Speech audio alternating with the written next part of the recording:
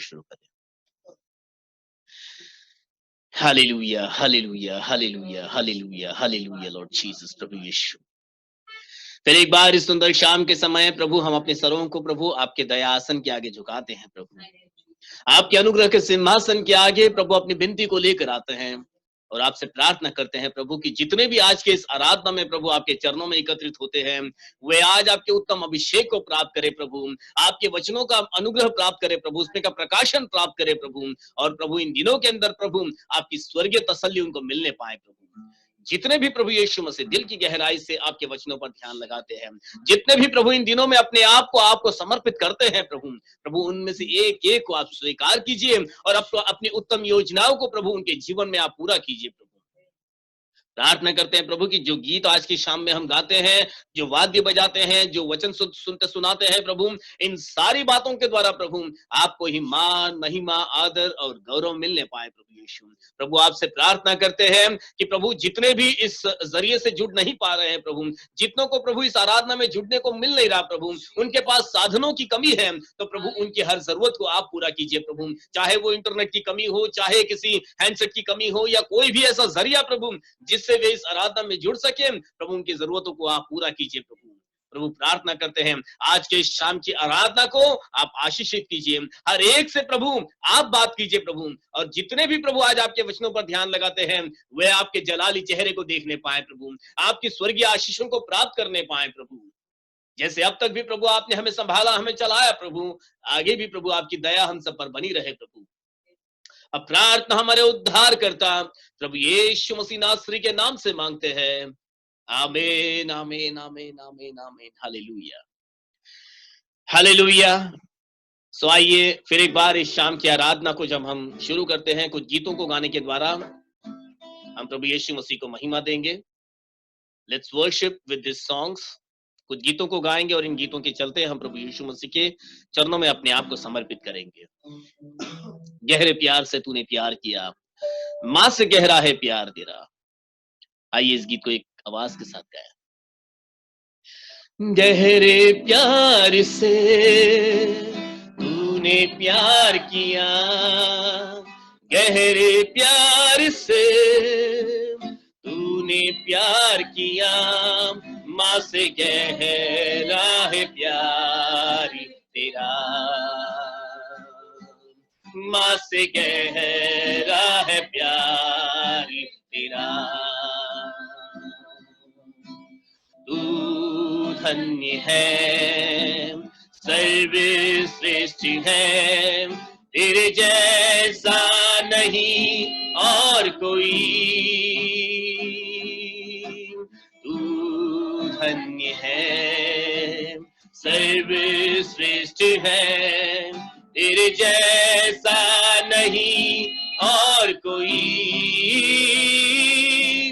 Hallelujah, hallelujah,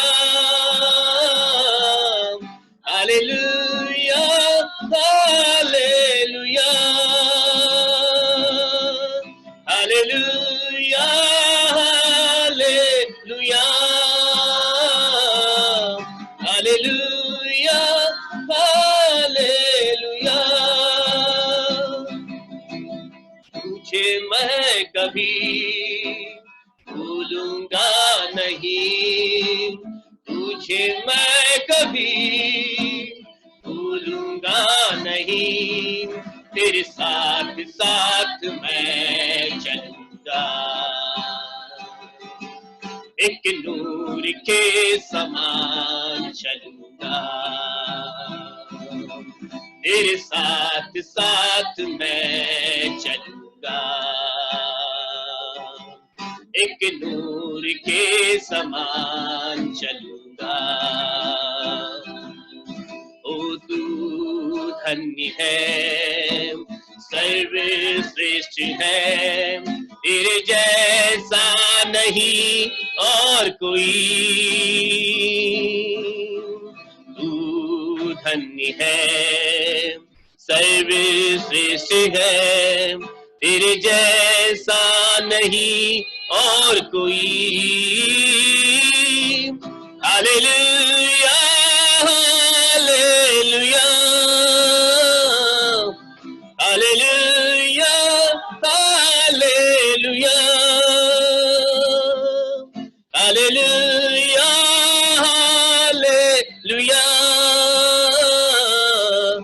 hallelujah, hallelujah. तेरी मर्जी से मैं सदा चलूं, तेरी मर्जी से मैं सदा चलूं, तेरे साथ साथ मैं चलूंगा, एक नूर के समान चलूंगा, तेरे साथ साथ मैं चलूंगा, एक नूर के समान चलूंगा। तू धन्य है, सर्वश्रेष्ठ है, तेरे जैसा नहीं और कोई। तू धन्य है, सर्वश्रेष्ठ है, तेरे जैसा नहीं और कोई। Hallelujah, hallelujah, hallelujah, hallelujah, hallelujah, hallelujah, hallelujah, hallelujah. तुझे मैं कभी छोड़ूंगा नहीं, तुझे मैं कभी छोड़ूंगा नहीं, तेरे साथ साथ मैं चलूंगा, एक नूर के समान चलूंगा, तेरे साथ साथ मैं चलूंगा, एक नूर के समान चलूंगा। ओ तू धन्य है, सर्वशक्त है, तेरे जैसा नहीं और कोई। तू धन्य है, सर्वशक्त है, तेरे जैसा नहीं और कोई। Hallelujah, hallelujah, hallelujah, hallelujah, hallelujah, hallelujah, hallelujah, hallelujah, hallelujah, hallelujah, hallelujah, hallelujah.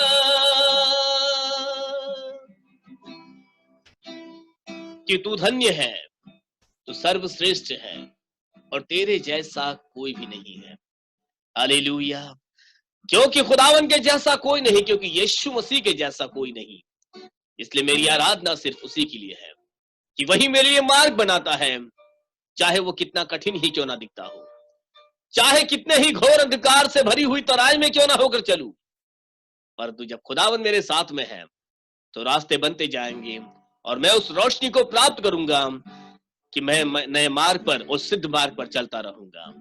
God will make a way where there seems to be no way. Hallelujah, Lord Jesus. Hallelujah, Lord Jesus. Hallelujah, Lord Jesus.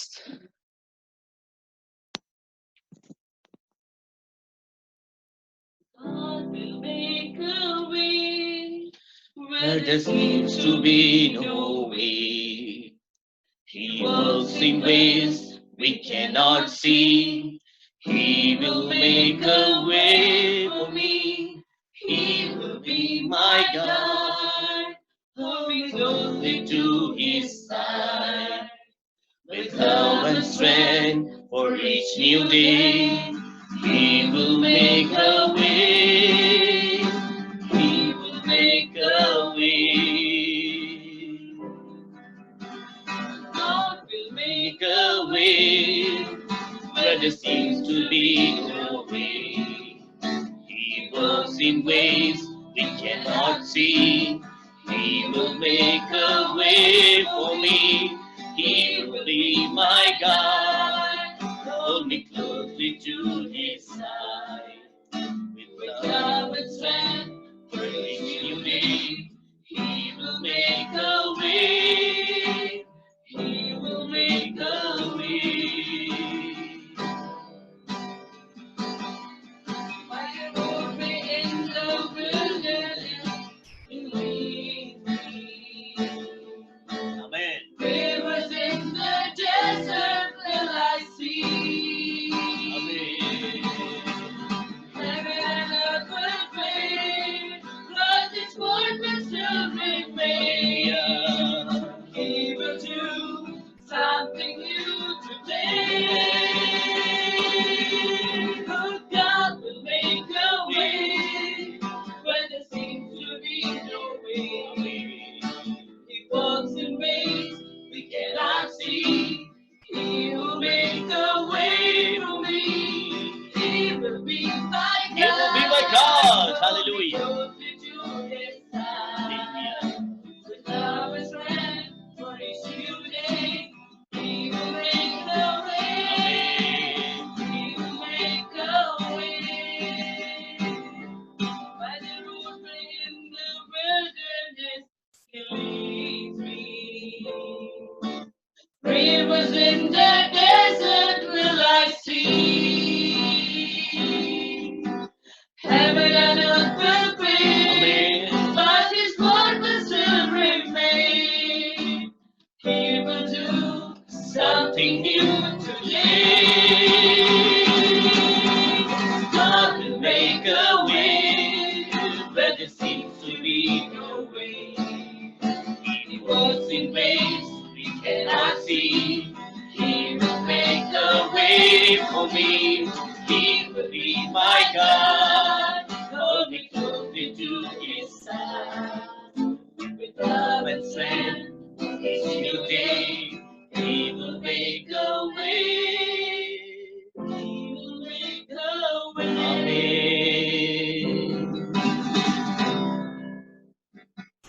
God will make a way where there seems to be no way.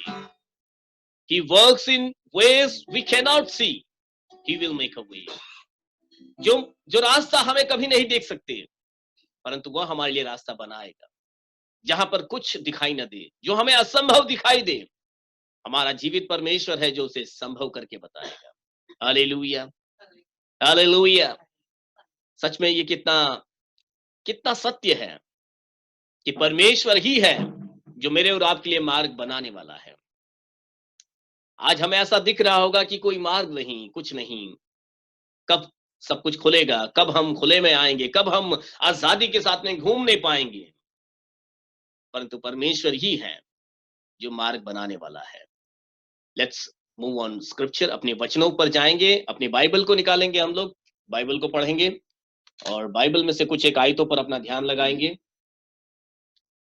इससे पहले कि मैं वचन पर आगे जाऊं, आप लोग तब तक निकालिएगा, याकूब की पुस्तक निकाल कर रखिए, मैं वचन बताऊंगा आपको। बुक ऑफ जेम्स, याकूब की पुस्तक, बुक ऑफ जेम्स चैप्टर 4, और मैं आपको वचन बताता हूं। तो आज दोपहर को मैं एक वीडियो क्लिप देख रहा था जो शायद इटली का हो या स्पेन का हो या किसी ऐसी जगह का जहां पर इस समय में महामारी ने अपना पूरा जोर दिखा दिया है, और जैसे कि हम सब जानते हैं बहुत सी मृत्यु वहां पर हो रही है।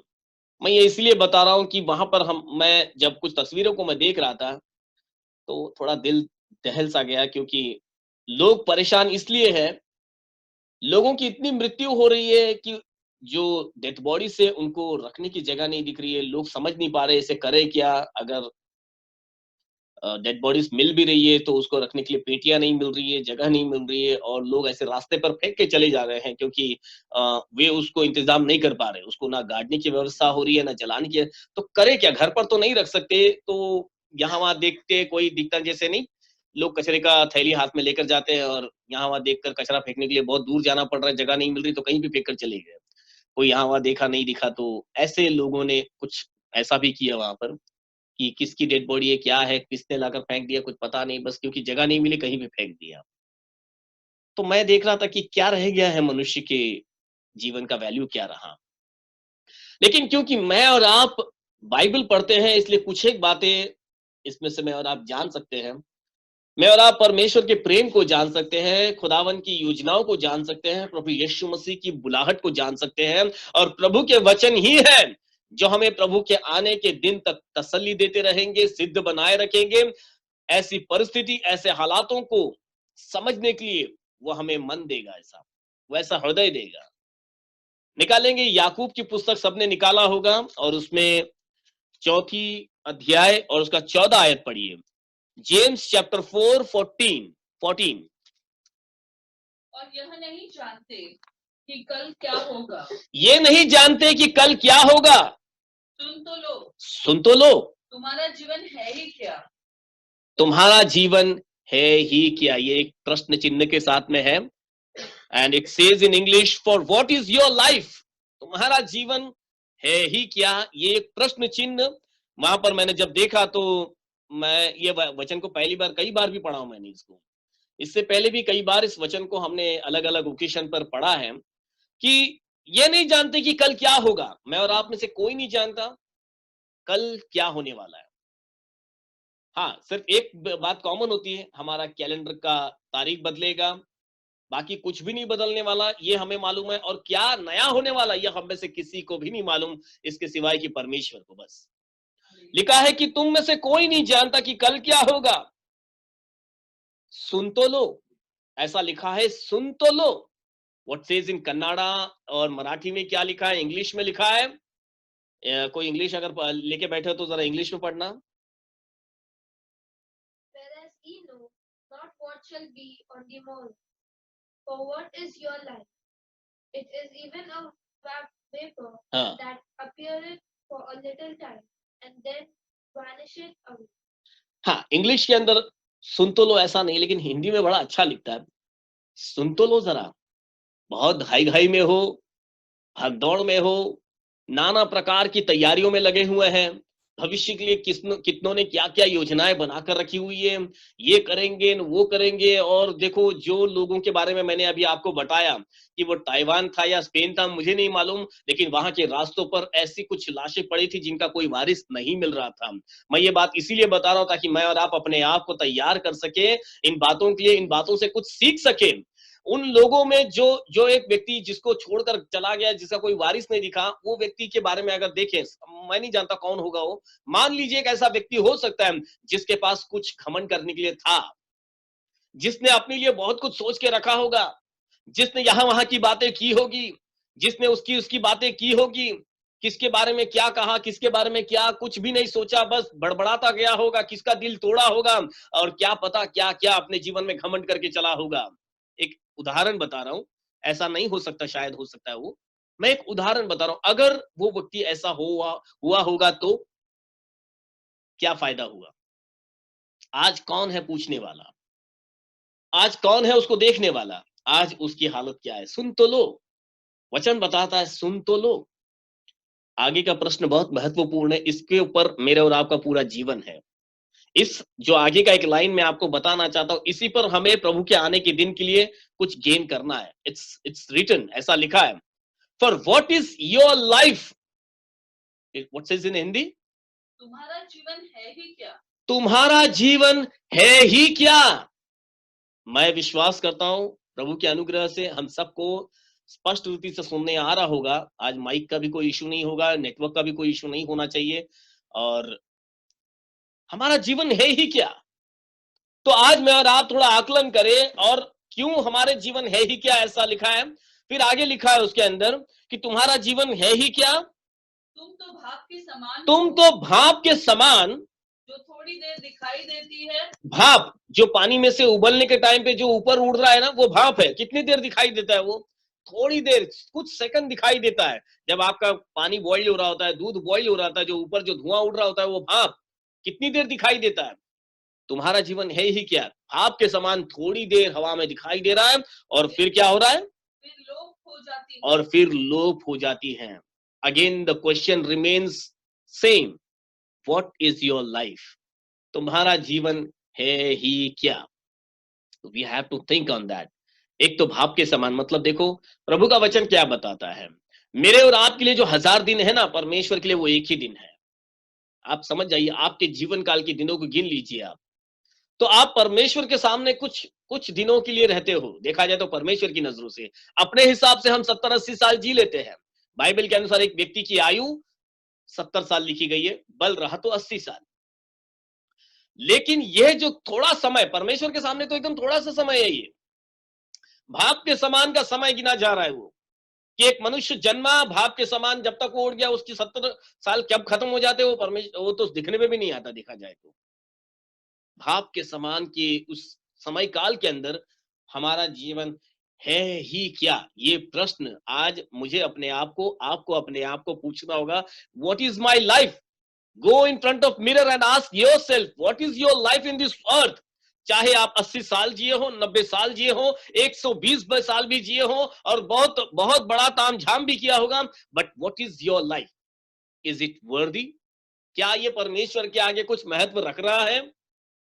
बाइबल से सो कि बाइबल हमको बताती है, कुछ आयतों पर गौर करेंगे इस थोड़े समय में, कैसे इस लाइफ को हम वर्दी बना सकते हैं, कैसे इस जीवन को कुछ है क्या से कुछ है बना सकते हैं। समझ रहे? प्रश्न तो है कि तुम्हारा जीवन है ही क्या? सो कुछ ऐसा बना सकते हैं कि हम बोल सकते हैं हाँ मेरा जीवन कुछ है। वो कैसे बन सकता है? बाइबल हमें बताती है कि कुछ है ही क्या, इस प्रश्न से उलट हम अपने जीवन को कुछ बना सकते हैं। हाँ मेरा जीवन कुछ तो खास है। कैसे आपका जीवन खास बन सकता है परमेश्वर के लिए? मनुष्य के लिए कितना भी जीवन खास बनाया है, तो अभी वचन तो बताता है कल क्या होने वाला है, किस मनुष्य को मालूम है? कोई भी नहीं जानता कल क्या होने वाला है। इसलिए मनुष्य को आनंदित न करें, न मनुष्य के लिए कुछ हम करेंगे, न मनुष्यों के आगे अपने आप को बड़ा या कुछ करेंगे। लेकिन जब परमेश्वर के आगे कुछ करेंगे, ये सदाकाल के लिए एक लेखे में आ जाएगा, कुछ तो बन जाएगा लाइफ, उस जीवन की कुछ वैल्यू बन जाएगी। परमेश्वर ने आज मुझे और आपको अगर इस पृथ्वी पर लाया है, अगर मैं और आप आज के शाम के समय आराधना में अपने शामिल हुए भी हैं और हम जो नथुनों में श्वास ले रहे हैं, आज जितने भी जीवतों की जमीन पर है, ये परमेश्वर का अनुग्रह है। लेकिन अगर परमेश्वर ने हमें रखा है तो कुछ मकसद से रखा है। ऐसा नहीं है कि हम यूं ही आ रहे हैं और ऐसे चले जाना है ही क्या ऐसा लेकर नहीं जाना है। Something valuable we can gain, something valuable we can earn in this life. इस जीवन के अंदर हम कुछ बेशकीमती अपने जीवन के अंदर जोड़ सकते हैं। क्या? तो सबसे पहले परमेश्वर ने जो इस संसार में मुझे और आपको लेकर आया, क्यों? कि हम परमेश्वर के अधीनता में चले जाए। पहली बात तो हाँ देखो, लोग परमेश्वर के अधीनता में बहुत कम ही जाते हैं। लोग परमेश्वर के बारे में बहुत कम ही सोचते हैं। वे हमेशा दिनों रात इस योजना में बने रहते हैं, मैं कैसे अपने लिए कुछ चीजें करूं, कौन मेरे अधीन के अंदर आएगा, कौन मेरी बातें सुनेगा, कौन मेरे पीछे चलेगा। लेकिन कभी हम ये नहीं सोचते क्या मैं प्रभु के पीछे चलूंगा, क्या मैं प्रभु के अधीनता में जाऊंगा। जब आप परमेश्वर के अधीनता में जाओगे तो आपसे बेशकीमती कोई भी नहीं होगा। क्या आप मेरी बात समझ रहे हो? यदि आपको आपकी वैल्यू बढ़ानी है, अगर इस जीवन का महत्व बढ़ाना है, आपको परमेश्वर के अधीनता में जाना होगा। हम निकालेंगे दूसरा इतिहास 33वीं अध्याय, दूसरा इतिहास 30, सेकंड क्रॉनिकल्स 38, 30 उसका 8 आयत। दूसरा इतिहास 30:8, जल्दी से पढ़ेंगे आप लोग। अब अपने पुरखाओं के समान हठ न करो, अब अपने पुरखाओं के समान जिद मत करो, वरन यहोवा के अधीन होकर, वरन यहोवा के अधीन होकर उसके उस पवित्र स्थान में उस आओ, पवित्र स्थान में आओ, जिसे उसने सदा के लिए पवित्र किया है, जिसे उसने सदा के लिए पवित्र किया है, और अपने परमेश्वर यहोवा की उपासना करो, और अपने पवित्र यहोवा की उपासना करो, कि उसका भड़का हुआ क्रोध तब उसका भड़का हुआ क्रोध तुम पर से दूर हो जाए। तब उसका भड़का हुआ क्रोध तुम पर से दूर हो जाएगा। तुम पर से मतलब इस मानव जाति पर से दूर हो जाएगा। यदि आप उस मध्यस्थी की प्रार्थना के साथ उस अति पवित्र स्थान में आओगे। परमेश्वर का अति पवित्र स्थान कहां पर है? मैं ये नहीं कहूंगा किसी एक खास जगह के बारे में, किसी बड़ी कलीसिया के बारे में, किसी बड़े भवन के बारे में नहीं बोल रहा हूं। जहां पर आप घुटने टेक कर यहोवा को याद करोगे, जहां पर परमेश्वर की उपासना करने के लिए एकत्रित हो जाओगे। आज मैं और आप जो यहोवा के आगे, यीशु मसीह के आगे आराधना के लिए बैठे हुए, चाहे ये वेब के द्वारा ही क्यों ना होने पाए, चाहे इस वीडियो के सामने ही क्यों ना होने पाए, लेकिन एक मन से हम बैठे हैं कि हम परमेश्वर को सुनेंगे, कि हम थोड़ा समय प्रभु की गीतों को गाएंगे, थोड़ा प्रार्थना में शामिल हो जाएंगे, थोड़ा अपना समय परमेश्वर के सामने बिताएंगे। ये वो पवित्र स्थान है जहां पर आपने वो समय नियुक्त किया, जहां पर आपने अपने घुटने टेक दिए, जहां पर आप बैठ गए उसके लिए। खुदा का कलाम बताता है, यहोवा के अधीन हो जाओ, उसके पवित्र स्थान में आओ, जिसे उसने सदा के लिए पवित्र किया है, और अपने परमेश्वर यहोवा की उपासना करो। कि उसका भड़का हुआ क्रोध, जब हम प्रार्थना आराधना के साथ उसके अधीन हो जाएंगे, तो वचन लिखता है उसका भड़का हुआ क्रोध तुम पर से दूर हो जाएगा, हम पर से दूर हो जाएगा, हम पर से दूर होगा, इस मानव जाति पर से दूर होगा। आज चारों तरफ हमें परमेश्वर का क्रोध ही दिखाई देता है। आज हम देख सकते हैं कि परमेश्वर के हाथ के नीचे से लोग निकल चुके हैं, परमेश्वर के हाथ से जो है लोग बाहर आ गए हैं, वो उसके अधीनता में रहे नहीं। सबने अपना अपना मार्ग ले लिया। किसने उस सुसमाचार पर विश्वास किया? यशायाह की 53 को जब हम पढ़ेंगे, उसमें हम यह पढ़ते हैं उसके पहली 2 आयतों के अंदर कि यहोवा के सुसमाचार पर, उसके वचनों पर किसने विश्वास किया? सबने अपना अपना मार्ग ले लिया। मतलब उन्होंने सुना ही नहीं, अधीनता में रहे नहीं, अपने रास्ते निकल लिए। पर अधीनता में जाओगे तो उसके हाथ में हो जाओगे। खुदा का कलाम मत्ती के पुस्तक की 6 उसके 33 में लिखता है, आप सब जानते हैं, लिख लेना, लेकिन आपके अभी जब आप मैं रोज आपको बता रहा हूं, पेन और नोटबुक लेकर बैठना, जो भी मैं आपको वचन बता रहा हूं उसको नोट कर लिया करो। तो मत्ती उसके 6 अध्याय के 33वें वचन में अगर आप लिखोगे तो वहां पर भी यही आप पाओगे कि पहले उसको और उसके राज्य की खोज करें। पहले संसार की चीजों को, अपने लिए कुछ चीजों को और लोगों के चीजों को, यहां वहां की बातों को ना ढूंढे। पहले परमेश्वर को और उसके राज्य की खोज करें, बाकी की सारी चीजें पीछे आने दो। प्राथमिकता परमेश्वर को दे, उसके अधीनता में हो जाए, आपका महत्व बढ़ जाएगा। इस जीवन को कुछ महत्व देने पाओगे आप। जो भाप के समान का जो लाइफ है, थोड़े समय का जो काल आपके पास दिया, जो थोड़ा समय आपको मिला है, इस समय के अंदर परमेश्वर के अधीन हो जाओ और अपने जीवन को, क्या कुछ जीवन है से कुछ बनाओ, अपने जीवन को कुछ वैल्यूएबल बनाएंगे हम लोग जब परमेश्वर के अधीन में चले जाएंगे। दूसरी बात हम पढ़ेंगे, पहला पत्रस उसकी 1:22 को पढ़ेंगे हम लोग। 1 पीटर 1:22, 1 पीटर 1:22। अतः जबकि तुमने भाईचारे की निष्कपट प्रीति के निमित्त सत्य के मानने से अपने मनों को पवित्र किया है, तो तन मन लगाकर एक दूसरे से अधिक प्रेम रखो। तो सत्य को मानना है और उसकी अगुवाई, उसकी आज्ञाकारिता करनी है, मानना है। जो सत्य आपके सामने आज बताया जा रहा है, ये नहीं कि पता नहीं रोज रोज क्या वही वही वचन पढ़ना, उसमें क्या कुछ सच्चाई है भी या नहीं, बाकी लोगों के भी जीवन में वही हो रहा है, अपने भी जीवन में कुछ कुछ अलग नहीं होने वाला। नहीं, जब सत्य आपके सामने रखा जा रहा है, बाइबल के वचन आपको दिए जा रहा है, इसकी आज्ञाकारिता करना। जब आप परमेश्वर की आज्ञाकारिता करोगे, जब परमेश्वर की व्यवस्था पर चलोगे, आप अपने जीवन को बहुमूल्य बनाते जाओगे, क्योंकि आपके हृदय के अंदर परमेश्वर का सत्य वचन बसा होगा। वो वचन बसेगा कब? जब उस वचन के अनुसार उसकी आज्ञाकारिता करोगे, आप उसको मानोगे।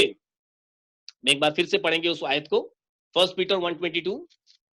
अतः जबकि तुमने भाईचारे की निष्कपट प्रीति के निमित्त सत्य के मानने से अपने मनों को पवित्र किया है, तो तन मन लगाकर एक दूसरे से अधिक प्रेम रखो। हाँ, तन मन लगाकर एक दूसरे से अधिक प्रेम रखो, और निमित्त, प्रीति के निमित्त सत्य के मानने से अपने मनों को पवित्र करो। जब आप सत्य को मानोगे, इसकी प्रतीति करोगे, इसका अनुसरण करोगे अपने जीवन के अंदर, इस वचन को आप ध्यान से पढ़ना, उस प्रीति के अनुसार जो परमेश्वर ने आपको बुलाया है, परमेश्वर ने जिस प्यार से आपको नियुक्त किया है, जिस प्यार से आपको चुना है, उसके अनुसार उस सत्य को, जो वचन आपको मिला है, इसकी प्रतीति करना, उसको मानना। जब आप इस वचनों के ऊपर चलोगे, इन वचनों को अपने जीवन में एक्सेप्ट करोगे, आपका जीवन फिर साधारण नहीं रहेगा। आज संसार नाश की तरफ बढ़ रहा है क्योंकि वचन ही नहीं जानते, कभी वचन पर ध्यान दिया नहीं। वचन हमने पढ़ा, जो सबसे पहले पढ़ा था याकूब की पुस्तक के अंदर, सुन तो लो, सुनोगे कैसे? अगर वचन पर ध्यान नहीं लगाओगे, उसका मनन नहीं करोगे या उसका अनुसरण नहीं करोगे, उसको मानना भी उतना जरूरी है। सुनना सिर्फ सुनना नहीं, सुनना मतलब कब सुनना होता है, जब आप उस सुनकर उसको मानोगे, सुनकर जो सुना उसके अनुसार करोगे, तो आपने सुना, ये पक्का हो जाता है। सुन तो लो, जो आप वचन पढ़ रहे हो इसको मानना है, इसका अनुसरण करना है और इसकी अगुवाई और इसको अपने जीवन में अप्लाई करना है। इफिसियों, तीसरी बात मैं आपको बता रहा हूं, इफिसियों की पुस्तक 4 अध्याय का 3 वचन निकालेंगे हम। तीसरी बात क्या है जो हम अपने जीवन को कुछ महत्व का जीवन बना सकते हैं। इफिसियों 4:3। और मेल के बंधन में और मेल के बंधन में आत्मा की एकता रखने का यत्न करो। मेल के बंधन में आत्मा की एकता रखने का यत्न करो। वचन हम सालों से पढ़ रहे हैं, हर रविवार को भी चर्च में जाते हैं, बाइबल हम बहुत अच्छे, कितना संदेश हमने अपने जीवन काल में सुना है, लेकिन फिर भी कभी एकता का मन हमने अपने जीवन में अप्लाई ही नहीं किया। कभी किसी से एका करे, ये हमारे हमसे होगा ही नहीं। हम एक परमेश्वर की बहुत बातें करेंगे, लेकिन कभी हम एक होकर रहेंगे नहीं। भाई भाई से मेल रखना, लोगों को एकजुट कर कर रखना। हमें चाहिए कि हम मध्यस्थी की प्रार्थना करें, लोगों को एक करें। मत्ती उसके 5वें अध्याय में लिखा है, धन्य है वे जो मेल कराने वाले हैं, क्योंकि वे स्वर्ग के वारिस कहलाएंगे। हालेलुया। मेल कराने वाले बने, मिलकर रहने वाले बने। वचन तो हमें यही सिखाता है। वचन में अभी हमने पढ़ा कि और मेल के बंधन में आत्मा की एकता रखने का यत्न करो। हमेशा दूर दूर भागेंगे, मैं अपना तू अपना नहीं। हम जब बाइबल पढ़ने वाले हैं, प्रभु के एक ही हाथ से हम बनाए गए हैं। मुझे किसी और परमेश्वर ने बनाया और आपको किसी और परमेश्वर ने बनाया, उस चर्च के व्यक्ति को किसी और चर्च ने बनाया, उस चर्च के व्यक्ति को किसी पर, ऐसा नहीं है। एक परमेश्वर है। खुदा का कलाम बताता है, सुन है इज़राइल, तेरा परमेश्वर एक है।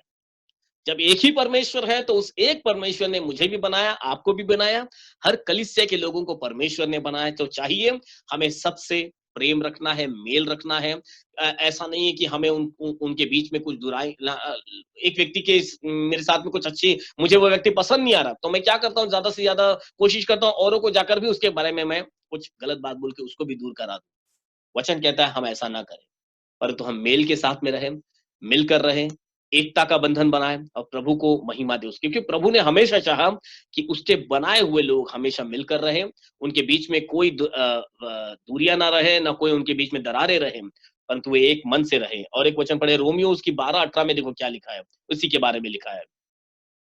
रोमियो 12:18 पढ़ेंगे हम।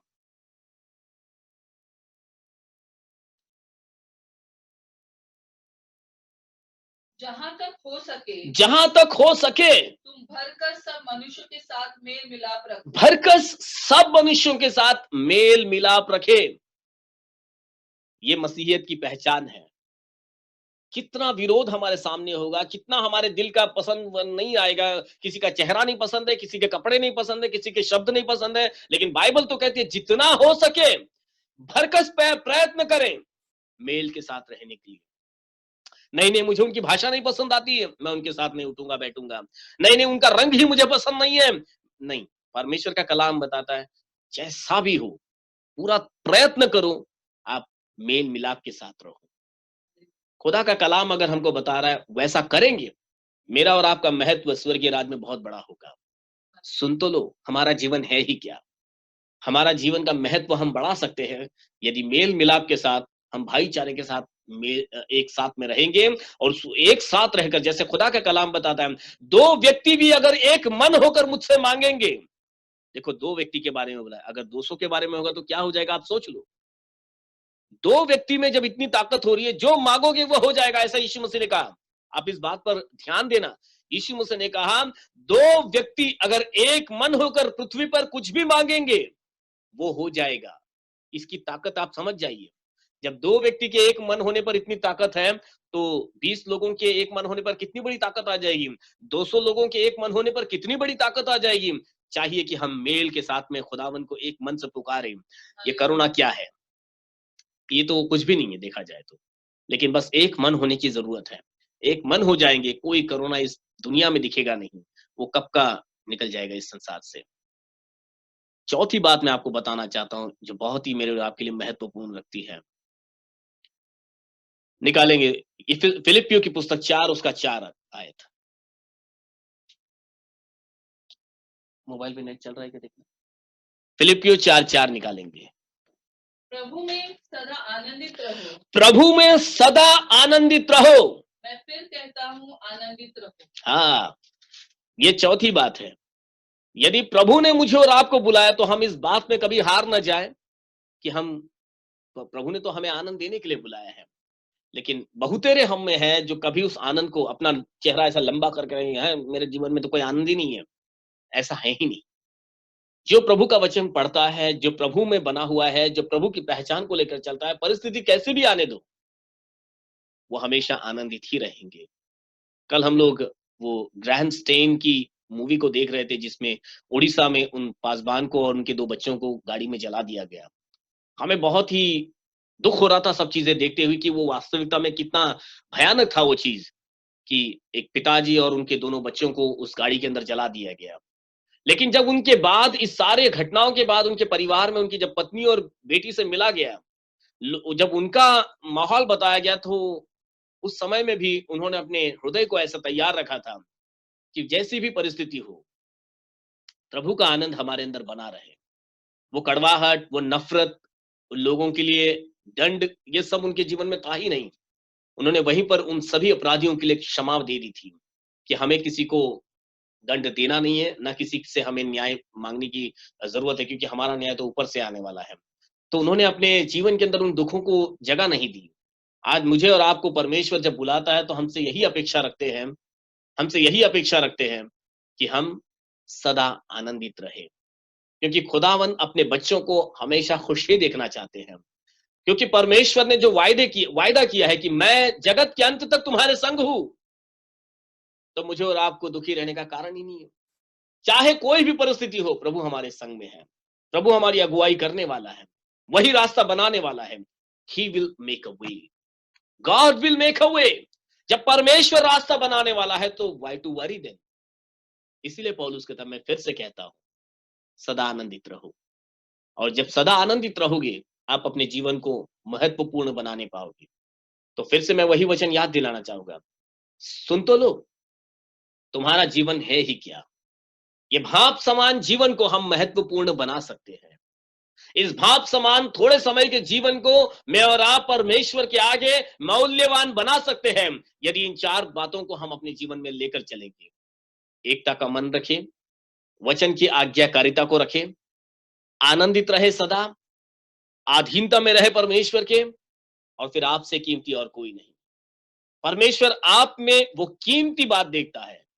आप इतने कीमती हो, मैं और आप इतने कीमती है परमेश्वर के लिए कि उसने स्वर्ग को भी अपनाना चाहा, स्वर्ग का सिंहासन छोड़ दिया, पृथ्वी पर आ गया और सूली पर अपना प्राण दे दिया। क्योंकि परमेश्वर के लिए मैं और आप उतने कीमती है, तो अपने खुद की कीमत को जान लो। ऐसा नहीं है कि आपका कोई मोल नहीं, आपका मोल है, लेकिन आप अपने व्यवहार के द्वारा, कार्यों के द्वारा, आपके विश्वास के द्वारा, वचनों के पालन करने के द्वारा, आज्ञाकारिता के द्वारा, सबमिशन के द्वारा, यू कैन डू दैट। सो प्रभु यीशु मसीह आपको इन वचनों के द्वारा आशीषित करें। सारे वचनों को मैं फिर से YouTube पर अपलोड करूंगा, आप फिर से जाकर इस वीडियो को देख सकते हो। So be blessed with the scripture and let's move on prayer. प्रार्थना में आगे बढ़ेंगे। मैं फिर से आपको कहता हूं कि आपकी जो भी प्रेयर रिक्वेस्ट होगी, आप मुझे फोन करके बता सकते हो, या प्रेयर रिक्वेस्ट ग्रुप के ऊपर आप टाइप करके डाल सकते हो, या जो भी आपके खुशी का पल है वो भी बांट सकते हो। हमें तो आनंद को भी बांटना है, और जो भी आप एडवाइस देना चाहते हो, कोई सलाह कर देना चाहते हो, या मोस्ट वेलकम, आप मुझसे बात कर सकते हो कि पास्टर ऐसा ये सब कुछ भी है, आप मेरे साथ बात करके अपनी सलाह को मेरे साथ में शेयर कर सकते हो। आइए हम प्रार्थना करें, आंखें बंद करें अपनी। और मैं चाहूंगा, यदि आप में से, फिर से मैं आपसे पूछना चाहूंगा, यदि आप में से कोई भी प्रार्थना की अगुवाई अगर किसी की हो रही है, सो आप लोग प्रार्थना कर सकते हो। तो मैं चाहूंगा आज भाई गोविंद के परिवार से कोई प्रार्थना करे। ब्रदर गोविंद, आपके फैमिली से यदि कोई प्रार्थना में हमारी अगुवाई करना चाहेगा तो आप अपने माइक को अनम्यूट कीजिए, और आप में से कोई एक जन प्रार्थना करे आपके परिवार से। हालेलुया, सुनाई दे रहा है? हालेलुया, हम सुन रहे हैं। Thank you Lord, thank you. धन्यवाद देता हूँ स्वर्गीय पिता परमेश्वर यीशुआ, मैं आपके नाम को धन्यवाद देता हूँ लॉर्ड पिता परमेश्वर राजा यीशुआ के। लॉर्ड पिता परमेश्वर राजा, मैं आपका धन्यवाद देता हूँ कि हम सबको यहाँ पे एकत्र किया लॉर्ड पिता परमेश्वर राजा।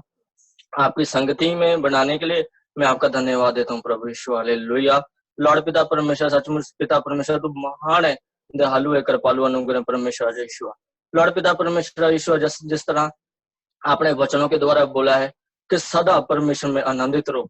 हालेलुया। लॉर्ड पिता परमेश्वर, हम सब पिता परमेश्वर आपकी संगति में बने रहे और लॉर्ड पिता परमेश्वर राजा हम आनंदित रहे। और लॉर्ड पिता परमेश्वर यीशु, आपने बोला है कि पिता परमेश्वर राजा मेरे वचनों के द्वारा कि तुम पिता परमेश्वर राजा मेरे वचनों पे चलते रहो और पिता परमेश्वर राजा हम सब पिता परमेश्वर आपके वचनों में चलते रहे। लॉर्ड पिता परमेश्वर यीशु, हालेलुया। और लॉर्ड पिता परमेश्वर राजा आपका वचन कहता है पिता मसीह में बताया हुआ वक्त कभी व्यर्थ नहीं जाता। हालेलुया। लॉर्ड पिता परमेश्वर यीशु, लॉर्ड पिता परमेश्वर यीशु, हम सबको पिता परमेश्वर आपके चरणों में लेके आता हूँ। लॉर्ड पिता परमेश्वर यीशु, पिता हम सबकी अगुवाई करना मेरे प्रभु जी।